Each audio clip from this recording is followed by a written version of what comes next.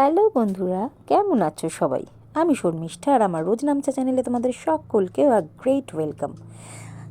জানো তো, রবিবার হলে, যেহেতু সারা সপ্তাহ মোটামুটি বাড়ি থাকি না, শনি রোববারটা হলে বাচ্চাদের কিছু কিছু আবদার মায়েদেরকে একটু পূরণ করতেই হয়।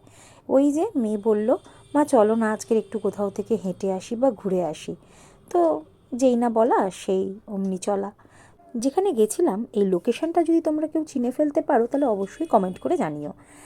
দেখো, রেল লাইন দেখা বা রেলগাড়ি আসতে যাওয়া দেখা, অপু দুর্গার মতন সেই কাশবনের মাঠ পেরিয়ে অবাক হয়ে দেখা মতন হয়তো সেই সময়কাল এখন নেই। মানে এখন তো ট্রেন গাড়ি সেই অপু দুর্গার মতন এত আহ, মানে দুর্লভ কোনো একটা জিনিস নয়, ভীষণই সুলভ একটা জিনিস হয়ে গেছে রেলগাড়ি দেখা।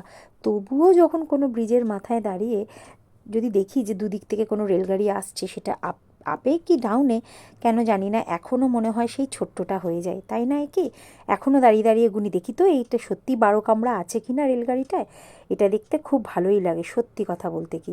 আর এইখানে তো একটা দারুণ ব্যাপার, আমি ভাবলাম যে এদিক থেকে বোধহয় একটা ট্রেন ঢুকবে, ও মা দেখি দুদিক থেকে দুটো ট্রেন ঢুকছে।